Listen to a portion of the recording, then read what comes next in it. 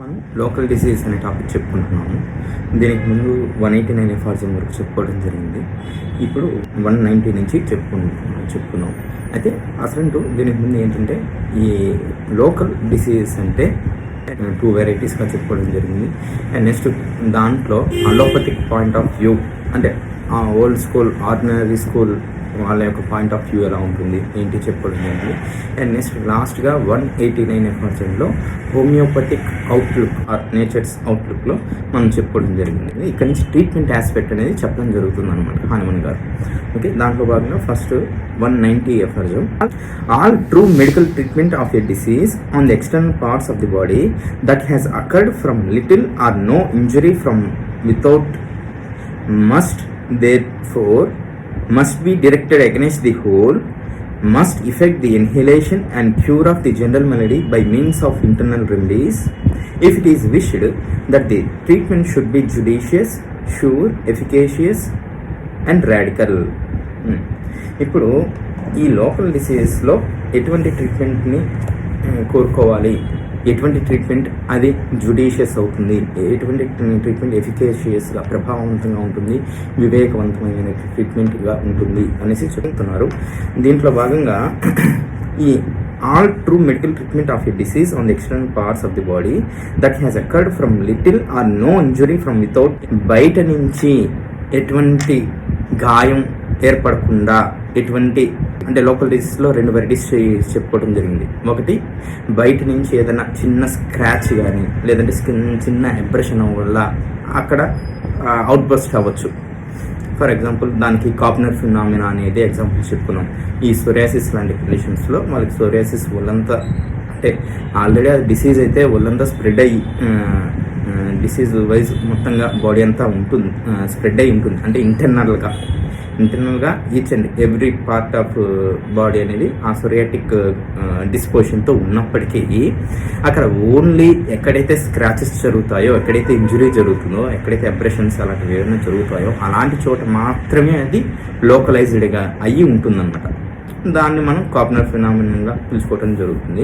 So అలాంటి ఏదైనా చిన్న స్లైట్ ఇంజరీ మూలంగా వచ్చినటువంటి కండిషన్స్ కానివ్వండి, లేదు అసలు ఇటువంటి ఎక్స్టర్నల్గా బాహ్య గాయాలు ఏమీ లేకుండానే వాటంతటా అవే వచ్చినటువంటి సందర్భాలు, ఫర్ ఎగ్జాంపుల్ ఈ బాయిల్స్ కానివ్వండి, లేదంటే ఎక్సిమా కానివ్వండి, లేదంటే తామర, పులిపిర్లు, ఆనెలు, ఇలాంటివి ఏవైనా తీసుకోండి. ఇలాంటివి ఏవైనా కూడా అంటే శరీరానికి వెలుపల భాగాల్లో సంభవించినటువంటి ఈ conditions with injury are without injury are slightest injury వల్ల అంటే ఇటు స్క్రాచ్ వల్ల, అబ్రెషన్ వల్ల వచ్చినవైనా అవ్వచ్చు, లేదా అసలు ఎటువంటి ఇంజురీ లేకుండానే శరీరానికి వెలుపల భాగంలో ఏర్పడినటువంటి వ్యాధులైనా ఉండొచ్చు. ఇలాంటి వాటికి all true medical treatment of a disease B directed against the whole అంటే అక్కడ మొత్తానికి వ్యతిరేకంగా ఇవ్వాలి. మొత్తానికి అంటే ఏంటి అంటే ఇది శరీరానికి వెలుపల భాగాల్లో ఉంది, ఏ భాగం అయితే ఎఫెక్ట్ అయిందో ఆ ఒక్క భాగమే ఎఫెక్ట్ అయింది అనేసి ఆ లోకల్గా ట్రీట్మెంట్ ఇస్తుంటారు. అది కరెక్ట్ కాదు. ఇక్కడ ఆ శరీరానికి వెలుపల భాగాల్లో ఎఫెక్ట్ అయ్యింది అంటే ఫస్ట్ ఇంటర్నల్గా డిసీజ్ అంతా స్ప్రెడ్ అయి ఉంటుంది, బట్ మీకు కనపడడానికి ఆ శరీరం ఏదో ఒక భాగంలోనే ఎఫెక్ట్ అయి ఉంటుంది అని చెప్పుకోవడం జరిగింది కదా ప్రీవియస్ ఎఫర్జెన్స్లో. సో ఇక్కడ ఏంటంటే ఈ హోమియోపతిక్ అవుట్లుక్లో అండ్ నేచర్స్ పాయింట్ ఆఫ్ వ్యూలో ఏంటంటే వ్యాధి అంటే ఫస్ట్ ఇంటర్నల్గా మొత్తంగా డిసీజ్ డిస్పోజిషన్ అనేది ఉంటుంది, కానీ అది బయటపడడానికి ఏదో ఏ చిటికిన వేల దగ్గర ఏర్పడచ్చు, లేదా తల్లో ఏర్పడచ్చు, ఇంక శరీరం ఎక్కడైనా ఏర్పడచ్చు. కానీ ఆ వ్యాధి వచ్చే గుణం, ఆ వ్యాధి వచ్చే స్వభావం, నేచర్, ఆ డిసీజ్ నేచర్ అనేది శరీరం అంతటా వ్యాపించి ఉంది. సో అలాంటి దానికి నువ్వు స్థానికంగా ట్రీట్మెంట్ ఇవ్వకూడదు. అంటే లోకలైజ్డ్గా ఆయింట్మెంట్స్ ఇవ్వటం, లేదంటే పౌడర్స్ ఇవ్వటం, ఇంకేదైనా లోషన్స్ ఇవ్వటం, ఇలాంటివి ఇవ్వకూడదు.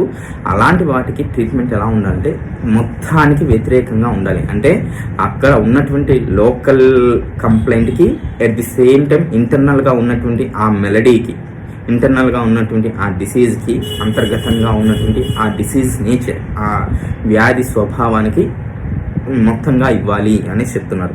Must be directed against the whole శరీరం మొత్తానికి కూడా ట్రీట్మెంట్ అనేది ఇవ్వాలి. ఇటువంటి ట్రీట్మెంటే must effect the inhalation and cure of the general malady by means of internal remedies. ఈ రకంగా అంతర్గతంగా ఇచ్చినటువంటి చికిత్స అంటే ఇంటర్నల్గా ఇచ్చినటువంటి మెడిసిన్స్ ద్వారా యొక్క ఫలితాలు ఎలా ఉంటాయంటే annihilation cure of the general malady by means of internal remedies అంటే ఎన్హిలేషన్ సమూలంగా నిర్మూలనిస్తుంది. అంటే ఇప్పుడు ఏదైనా పులిపిర్లు ఉన్నాయి, ఏదైనా తామర ఉంది, ఇలాంటి వాటికి మనం ఎక్స్టర్నల్గా ట్రీట్మెంట్ చేసినప్పుడు ఏం జరుగుతుంది, పైకి కనపడేటటువంటి కంప్లైంట్ మాత్రమే అక్కడికక్కడ పోయినట్టుగా అనిపిస్తుంది, కానీ లోపల అది మళ్ళీ వేరొక రూపంలో ఎఫెక్ట్ చూపిస్తూనే ఉంటుంది. సపోజ్ ఏ గ్రాయింగ్స్ రీజన్లో తామర వచ్చింది, దానికి ఏదో ఆయింట్మెంట్స్ ఏదైనా అలోపతిక్ మోడ్ ఆఫ్ అప్లికేషన్స్ ఏదైనా యూజ్ చేసాము, అది అక్కడే తగ్గిపోవచ్చు. రైట్ సైడ్ తగ్గిపోతే మళ్ళీ లెఫ్ట్ సైడ్ వస్తుంది, లేదు అక్కడ తగ్గిపోతే మళ్ళీ ఏ అబ్డామిన్ మీదనో ఏ అండర్ ఆర్మ్స్లోనో వస్తుంది. సో ఇలా లేదు ఈ ఆనెలు ఉన్నాయి, ఎక్కడో అరికాల్లో ఉంది కదా ఆనె, దానికి ప్లాస్టర్ వేసి తీసేస్తాం, లేదంటే దానికి నైఫ్తో కట్ చేసేస్తాం, ఊడిపోతుంది, నొప్పి కూడా ఉండదు అనేసి కాదు. అలాంటి వాటికి ఏ రకంగా చేసినా అది మళ్ళీ రిపీట్ అవుతూనే ఉంటుంది.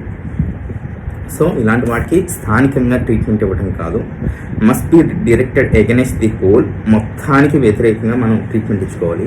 అటువంటి ట్రీట్మెంటే must effect the inhalation and cure of the general malady by means of internal remedies. ఈ ఇంటర్నల్గా ఇచ్చినటువంటి మెడిసిన్స్ ద్వారా మాత్రమే ఈ రకమైనటువంటి చికిత్స, ఈ రకమైనటువంటి క్యూర్ అనేది జరుగుతుంది. అంటే ఆ జనరల్ మెలడీ మొత్తం కూడా నయం అవటం జరుగుతుంది. If it is wished that the treatment should be judicious, sure, efficacious and radical.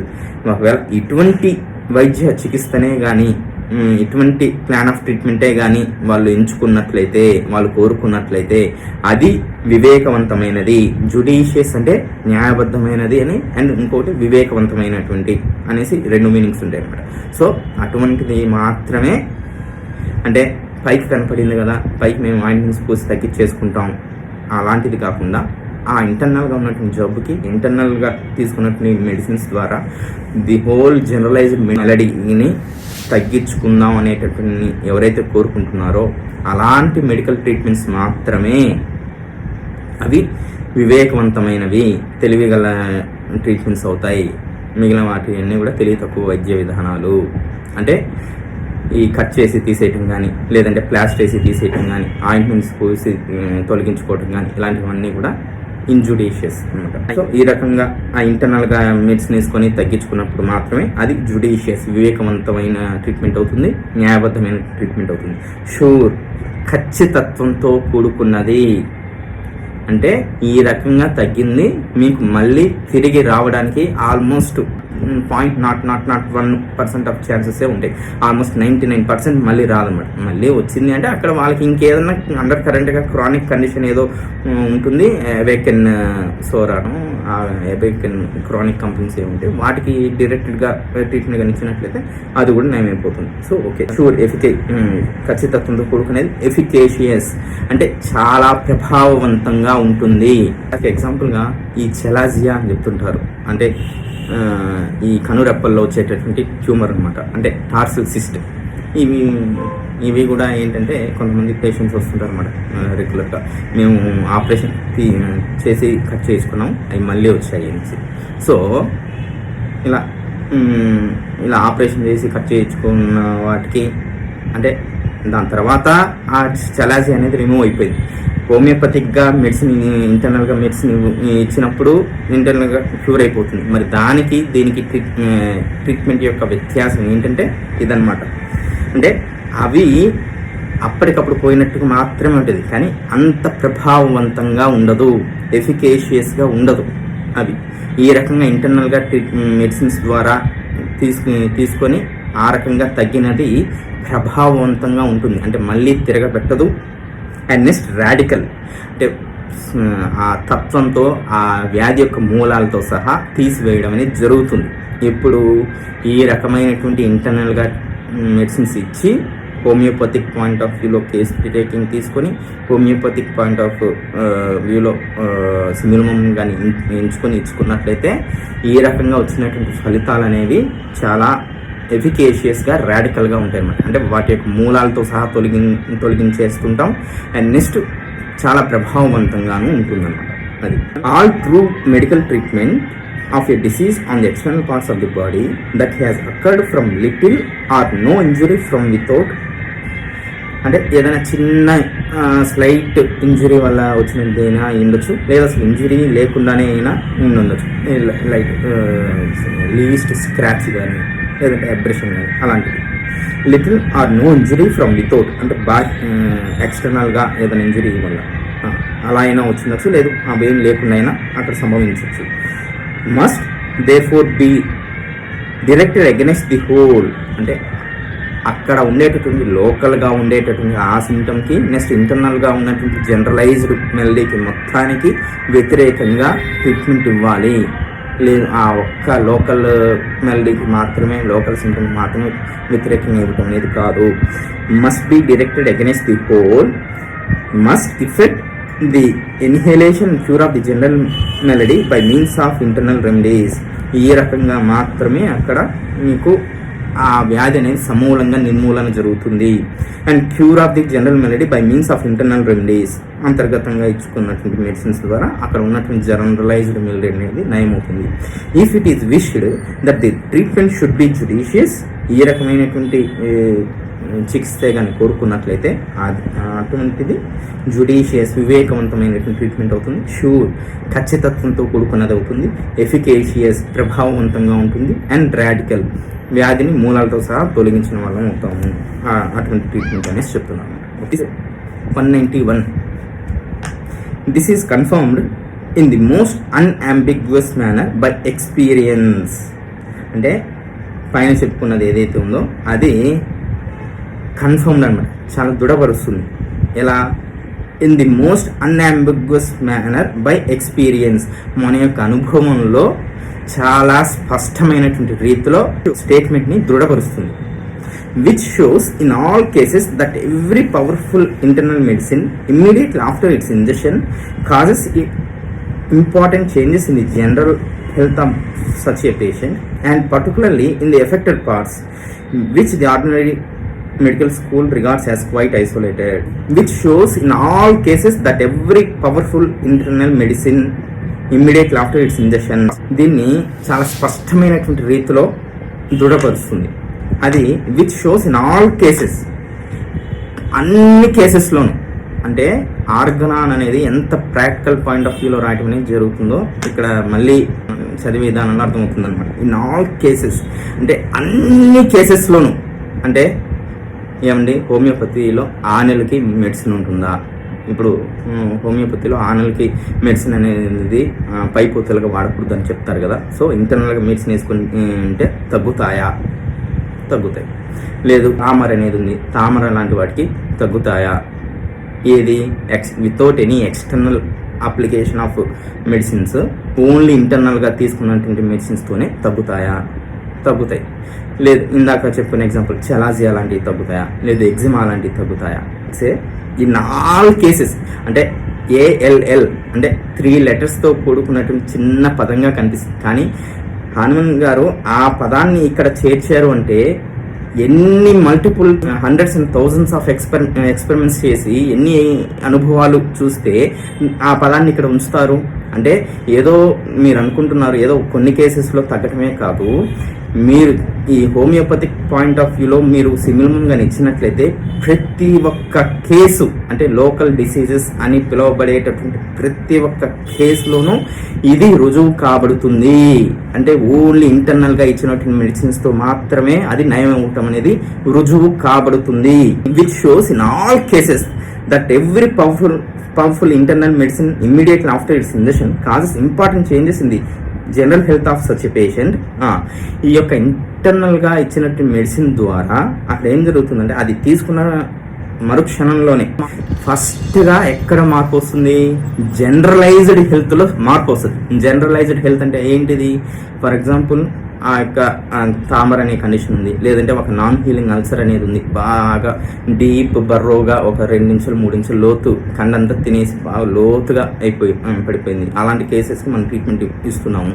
అలాంటి కేసెస్లో మనం ఏమనుకున్నాం అంటే మిగిలిన ఆర్డినరీ స్కూల్స్ వాళ్ళు ఏం చెప్తారు అంటే అది ఆ మజిల్కి మాత్రమే ఎఫెక్ట్ అయింది, మిగిలిన శరీరం అంతా బాగానే ఉంది అని చెప్తారు. కానీ మనం హోమియోపతిక్ అవుట్లుక్లో నేచర్ చెప్పేది ఏంటంటే ఆ ఒక్క భాగమే కాదు, దాంతోపాటు జనరలైజ్డ్ హెల్త్ కూడా డిస్టర్బ్ అవుతుంది అని చెప్తాం. సో మనం కేస్ ఎంక్వైరీ కానీ జాగ్రత్తగా కానీ చేయగలిగితే, మనం కేసు జాగ్రత్తగా అడిగి తీసుకున్నట్లయితే అక్కడ ఇంకొన్ని జనరలైజ్డ్ సిమ్టమ్స్ అంటే ఫిజికల్ జనరల్స్ అని మనం ఏవైతే చెప్పుకుంటామో ఎపిటైట్లో కానివ్వండి, ఆ డైజెషన్ డిస్టర్బెన్సెస్లో కానివ్వండి, లేదంటే యూరినేషన్ కంప్లైంట్స్లో కానివ్వండి, లేదంటే స్లీప్లో కానివ్వండి, ఇలాంటి వాటిలో ఎంతో కొంత మార్పులు ఉంటాయి.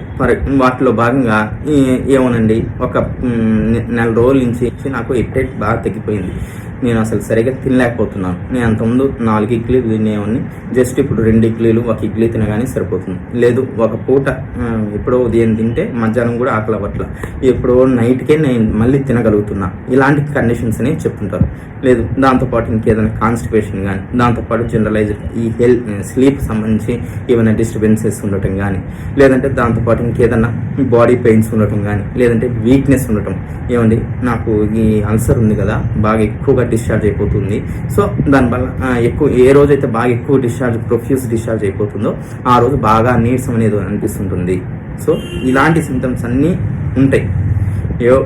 మనం జాగ్రత్తగా కేసు తీసుకోగలిగితే ప్రతి ఒక్క పేషెంట్లోనూ మోర్ ఆర్ లెస్ ఇలాంటి వాటన్నిటిలోనూ డీవియేషన్స్ ఉంటాయి, వాటన్నింటిని మనం తీసుకుంటాం. సో ఇలా తీసుకొని వాటికి హోమియోపతిక్ సిమినం కానీ ఇచ్చినప్పుడు ఫస్ట్ ఏం జరుగుతుంది ఏంటి అంటే ఆ ఎపిటైట్ వాటిలో మార్పు వస్తుంది. అవునండి, మీరు మెడిసిన్ ఇవ్వడానికి ముందు నేను రోజుకి 2 పూట్లే తినగలిగేవాడిని. అంటే ఒక ఉదయం ఎప్పుడో తింటే మళ్ళీ రాత్రికి ఆకలి అవుతుంది. డైజెషన్ అంటే కడుపు అంత బాగా ఉబ్బరంగా ఉండేది, ఫ్లాట్లెన్స్ కంప్లైంట్స్ అంత ముందు ఉండేది. కానీ మీరు మెడిసిన్ ఇచ్చిన తర్వాత క్రమంగా ఒక వారం తర్వాత ఆ 2 ఇడ్లీలు కాస్త 3 ఇడ్లీలకి పెరిగింది. ఇంకొక 20 రోజుల తర్వాత ఆల్మోస్ట్ నెల గడిచే కొద్దీ నేను మళ్ళీ 4 ఇడ్లీలు తినగలుగుతున్నాను. ఆ తర్వాత ఇంకొక 45 డేస్ అంటే మెడిసిన్ వేసుకున్నప్పటి నుంచి 1.5 మంత్ 45 డేస్ అయ్యేసరికి ఇప్పుడు నేను 3 పూట్ల తినగలుగుతున్నాను. ఇలాంటివి జనరలైజ్డ్ స్టేట్ ఆఫ్ హెల్త్లో ఫస్ట్ ప్రప్రథమంగా మార్పులు వచ్చేది ఆ జనరలైజ్డ్ హెల్త్లోనే మార్పు వస్తుంది. మనం హోమియోపతిక్గా మనం మెడిసిన్ ఇచ్చినప్పుడు ఫస్ట్ ఇంప్రూవ్మెంట్స్ ఎక్కడ స్టార్ట్ అవుతాయంటే ఈ యొక్క ఫిజికల్ జనరల్స్లో, ఈ ఎపిటైట్లో కానివ్వండి, ఆ డైజెస్టివ్ కంప్లైంట్స్లో కానివ్వండి, ఆ స్టూల్లో కానివ్వండి, తర్వాత ఆ థర్స్ట్, యూరిన్, నెక్స్ట్ స్లీప్, ఇలాంటి వాటిలో నెక్స్ట్ ఇంకా జనరలైజ్డ్ పెయిన్స్ అంత బాగా ఎక్కువ నొప్పులు ఉండేవి. ఇప్పుడు క్రమంగా నేను తట్టుకోగలిగిన స్థాయికి నొప్పులు వచ్చాయి. నెక్స్ట్ అంతకుముందు బాగా ఎక్కువ నీరసం ఉంటుంది, ఇప్పుడు పర్లేదు, ఇప్పుడు 1 గంట సేపు కూర్చోగలుగుతున్నా. అంతకుముందు ఒక 10 నిమిషాలు కూర్చుంటేనే బాగా నీరసమైపోయి నేను కూర్చోలేకపోతున్నాను, కంపల్సరీ పడుకోవాల్సి వస్తుంది. కానీ ఇప్పుడు 1 గంట సేపు అయినా నేను కూర్చోగలుగుతున్నానండి. సో 1 గంట సేపు అయినా కూర్చొని నా పని నేను చేసుకోగలుగుతున్నాను. సో ఇలాంటి మార్పులని వస్తాయన్నమాట. which shows in all cases that every powerful internal medicine immediately after its ingestion causes important changes in the general health of such a patient. అటువంటి రోగుల్లో ఫస్ట్ మనం ఎక్కడ ఇంప్రూవ్మెంట్ చూస్తామంటే ఫస్ట్ జనరలైజ్డ్ హెల్త్ అనేది improve అవుతుంది. So and particularly in affected external parts ఇంకా ప్రత్యేకించి first ఆ generalise స్టేట్లో improvements వస్తూ ఇంకా ప్రత్యేకించి ఎక్కడైతే లోకల్ కంప్లైంట్ మనం చెప్పుకుంటున్నామో, ఎక్కడైతే ఈ తామర్ అని చెప్పుకుంటున్నామో, లేదు ఆనెల్ అని చెప్పుకుంటున్నామో, లేదు ఈ అల్సర్ ప్రీవియస్గా చెప్పుకున్న ఎగ్జాంపుల్ ఈ అల్సర్ అని చెప్పుకుంటున్నామో, ఆ అల్సర్లో డిశ్చార్జ్ క్రమంగా తగ్గుతూ వస్తుంది. అంతకుముందు బాగా అఫెన్సివ్ వాటర్ ఉండేది, ఇప్పుడు అఫెన్సివ్ వాటర్ అనేది తగ్గింది. అంతకుముందు బాగా ఎక్కువ కోపియస్ డిశ్చార్జ్ వస్తుంది, ఇప్పుడు అంత ఎక్కువ కోపియస్ డిశ్చార్జ్ రావట్లేదు. ఇప్పుడు అంతకుముందు ఆల్మోస్ట్ ఇంత అవుతుందండి, ఇప్పుడు ఒక 20 రోజులు గడిచే కొద్దీ దాంట్లో 1.5 ఇంచుకి తగ్గింది. ఆ తర్వాత 1 ఇంచుకి తగ్గింది, ఒక నెల గడిచేసరికి. ఆ తర్వాత ఒక 45 డేస్ గడిచేసరికి ఆల్మోస్ట్ తగ్గిపోయి ఇంత మాత్రమే గ్యాప్ ఉందండి. అలా ఆ పర్టికులర్ ఎఫెక్టెడ్ పార్ట్స్లో కూడా ఇంప్రూవ్మెంట్స్ అనేవి వస్తాయి. ఈ పర్టికులర్ పార్ట్లో వచ్చేటటువంటి దాన్ని ఈ పెరెంథసిస్లో చెప్తున్నారు అనమాట. Which the ordinary medical school regards as quite isolated. దీన్ని సపరేట్ చేసి చూస్తున్నారు. అంటే ఎక్కడైతే ఏ భాగంలో అయితే ఎఫెక్ట్ అయిందో, ఏ భాగంలో అయితే కంప్లైంట్ వచ్చిందో ఆ కంప్లైంట్ని కంప్లీట్గా ఐసోలేట్ చేసి సపరేట్ చేసి చూస్తున్నారు కదా. కానీ ఇక్కడ జనరలైజ్డ్ హెల్త్లో ఇంప్రూవ్మెంట్ రావడంతో పాటు ఆ యొక్క పర్టికులర్ లోకల్ కంప్లైంట్లో కూడా మార్పు వస్తుంది. Even in a so called local disease of the most external parts of the body, అంటే బాగా శరీరానికి చాలా అత్యంత శరీరానికి వెలుపల ఉండేటటువంటి భాగాల్లో, అంటే గోర్లు పుచ్చిపోతున్నాయి, లేదు గోర్లు బాగా పెలుసుబారిపోతున్నాయి, అలాంటి వాటిలో కూడా ఫస్ట్ జనరలైజ్ స్టేట్లో హెల్త్లో ఇంప్రూవ్మెంట్స్ వస్తూ ఆ గోర్లు పెలుసుబారే దాంట్లో కూడా ఇంప్రూవ్మెంట్స్ వస్తాయి. అంతకుముందు సగం వరకు రావటమే కష్టమండి, సగం వరకు రావటమేతోనే ఇలా పొలిసి పారిపోయేది. ఇప్పుడు గోరు కంప్లీట్గా వచ్చేస్తుంది అని చెప్పి. So even in a so called local disease of the most external parts of the body and change it produce is most salutary. ఇదన్నమాట, the change it produces is most salutary. Salutary అంటే beneficial, శ్రేయస్కరమైనది, హితమైనది, ఆరోగ్యవంతమైనటువంటి మార్పు అనేసి. So మరి దీనికి ముందు అలోపతిక్గా ఇచ్చేటటువంటి ట్రీట్మెంట్స్లో వచ్చేటటువంటి మార్పు ఆరోగ్యకరమైనటువంటి మార్పు కాదా? అంటే అక్కడ అల్సర్స్ తగ్గుతున్నాయి, లేదా అక్కడ రింగ్వామ్ తగ్గుతుంది అలోపతిక్ మోడ్స్ ఆఫ్ ట్రీట్మెంట్స్లో చేసినప్పటికీ, హోమియోపతిక్ మోడ్ ఆఫ్ ట్రీట్మెంట్లోనూ తగ్గుతున్నాయి. మరి అక్కడ తగ్గిన దానికి ఇక్కడ తగ్గిన దానికి డిఫరెన్స్ ఏంటంటే, ఇప్పుడు ఈ నాన్ హీలింగ్ అల్సర్సే ఉన్నాయి, ఇలాంటి వాటికి మనం ట్రీట్మెంట్ ఇచ్చాము. ఈ అలోపతిలో ట్రీట్మెంట్ చేసుకున్న దానికి ఏంటంటే ఇక్కడ తేడా ఏంటంటే, ఈ అలోపతిక్ పాయింట్ ఆఫ్ వ్యూలో మోడ్ ఆఫ్ ట్రీట్మెంట్స్లో తీసుకున్న దాంట్లో ఆ అల్సర్ అక్కడ తగ్గిపోవచ్చు, కానీ మళ్ళీ ఇంకొక చోట ఫామ్ అవ్వదు అన్న గ్యారంటీ లేదు. మళ్ళీ ఒకవేళ ఇంకొక చిన్న లీస్ట్ స్క్రాచ్ జరిగినా కూడా మళ్ళీ అంత పసు ఫామ్ అయిపోయి కోతిపుండు బ్రహ్మ రాక్షసు అంటారు చూడండి, మళ్ళీ అంత ఇబ్బంది పెడుతుంది. ఎందుకు అంటే అక్కడ ఆ సపరేటివ్ టెండెన్సీ వాళ్ళు తీసేయలేదు. ఆ సపరేటివ్ టెండెన్సీ ఒక హోమియోపతి డ్రగ్స్లోనే తగ్గుతాయా, మిగిలిన మెడిసిన్స్తో తగ్గవా అంటే, వాళ్ళు చేసేది అంటే మిగిలిన వైద్య విధానాలు ఎక్కడ చేసినా కూడా టెంపరీగా, అంటే తాత్కాలికంగా అక్కడ ఉన్న దానికి మాత్రమే ట్రీట్మెంట్ ఇవ్వడం జరుగుతుంది. అంటే బాగా పస్సు ఎక్కువ ఫామ్ అయింది, ఏవో యాంటీబయాటిక్స్ ఇచ్చి ఇంకా ఏవో ఇచ్చేసి అప్పటికప్పుడు పస్సు అక్కడ నయం అయిపోయేలా చేస్తారు. కానీ మళ్ళీ ఇంకేదన్నా సందర్భాల్లో ఆ పస్సు ఫామ్ అవ్వకుండా ఉండడానికి ఉండదు. బట్ ఇక్కడ హోమియోపతిక్ పాయింట్ ఆఫ్ వ్యూలో ఇచ్చినటువంటి మెడిసిన్స్ ఆ డిసీజ్ నేచర్, ఆ పస్ ప్రొడ్యూసింగ్ నేచర్, అంటే సపరేటివ్ టెండెన్సీనే తీసేస్తుంది. ఒకవేళ ఈ యొక్క నాన్ హీలింగ్ అల్సర్కి హోమియోపతిక్ సిమిలం ద్వారా ఇచ్చినట్టు మెడిసిన్ ద్వారా తగ్గింది అనుకోండి, ఇంకొకసారి లీస్ట్ స్క్రాచ్ అయినా, ఇంకొకసారి కత్తుతో కోసుకుపోయినా మళ్ళీ అంత సపరేటివ్ టెండెన్సీ అనేది ఫామ్ అవుతుంది.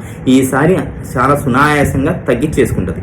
మరి అలోపతిక్ ఈ మెడిసిన్స్లో వాడుకున్న దానికి ఏం జరుగుతుందంటే, ఇంకొకసారి కత్తుతో కోసుకున్నా, లేదా ఇంకొక లీస్ట్ స్క్రాచ్ అయినా, లేదా ఇంకొక చోట ఎక్కడైనా బాయిల్ ఫామ్ అయినా అది మళ్ళీ అంత కోపియస్ సపరేటివ్ టెండెన్సీని ప్రొడ్యూస్ చేస్తుంది.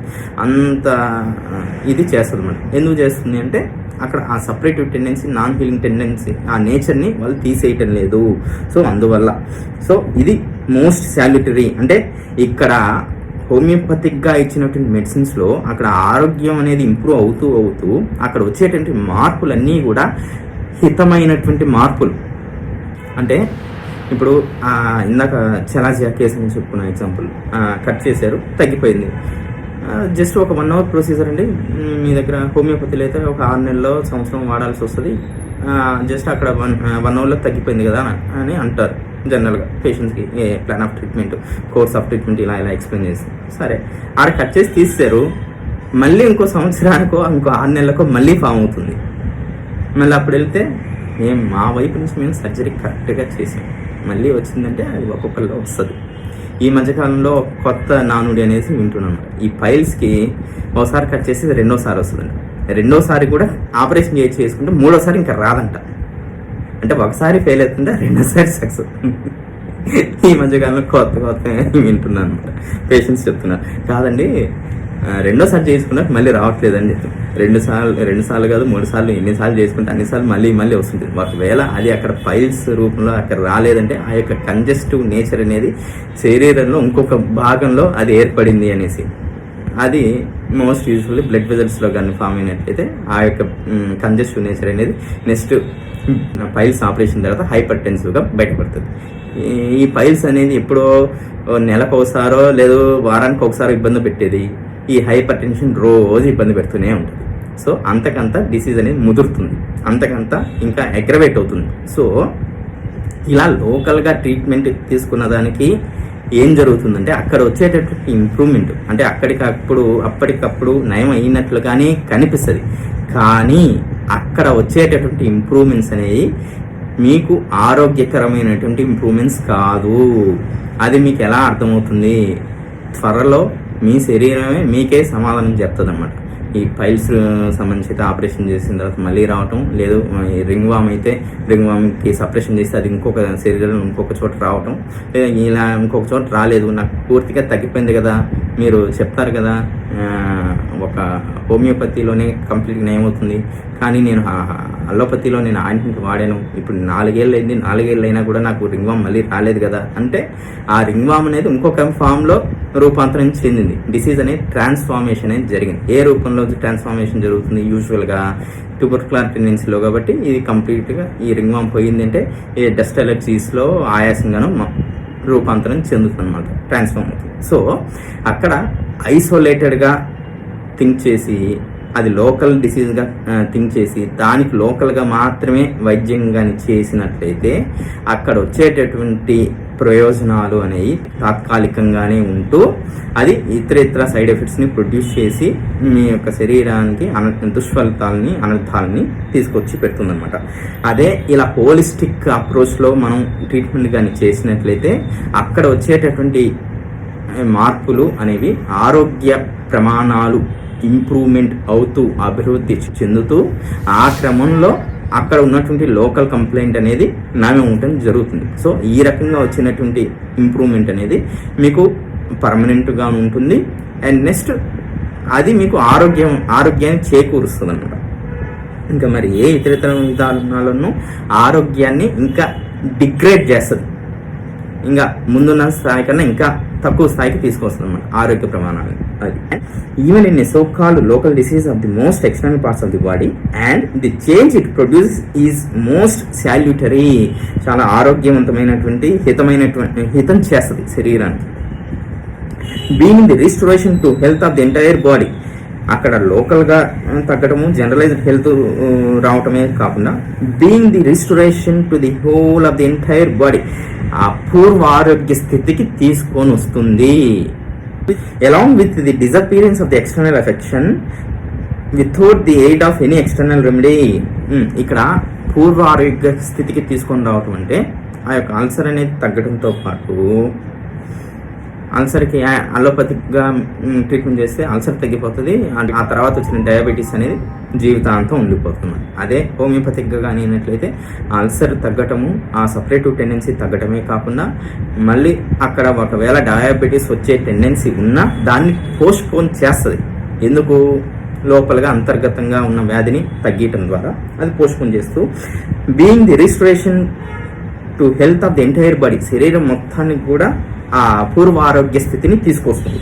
Along with the disappearance of the external affection, ఇక్కడ బాహ్యంగా ఉన్నటువంటి బాహ్య భాగాల్లో ఉన్నటువంటి ఆ యొక్క వ్యాధి తగ్గడంతో పాటు అది ఎలా తగ్గుతుంది అనే దానికి మళ్ళీ పెరాంథసిస్లో చెప్తున్నారు. Without the aid of any external remedy, బాహ్యంగా ఎటువంటి మందులు ఉపయోగించకుండానే, అంటే లోషన్స్ ఉపయోగించటాలు, లేదంటే ఆయింట్మెంట్స్ ఉపయోగించటాలు, లేదంటే కొంతమంది ఈ పులిపిల్లు పోవడానికి యాసిడ్ పూస్తుంటారు అనమాట. అంటే యాసిడ్ పూస్తే విత్డ్రా అయిపోయి బ్లడ్ సప్లై తగ్గిపోయి కట్ అయిపోతుంది. అలా ఏమీ చేయకుండానే అక్కడ ఇంటర్నల్గా హెల్త్ రిస్టోరేషన్ వస్తూ పూర్వ ఆరోగ్య స్థితిలో వస్తూ ఇక్కడ ఉండేటువంటి ఆ ఎక్స్టర్నల్ కంప్లైంట్ ఏదైతే ఉంటుందో అవి తగ్గుతూ వస్తాయి అనమాట. Along with the disappearance of the external affection without the aid of any external remedy provided the internal remedy towards the whole state was suitably chosen in a homoeopathic sense. ఇదంతా ఎప్పుడు జరుగుతుంది?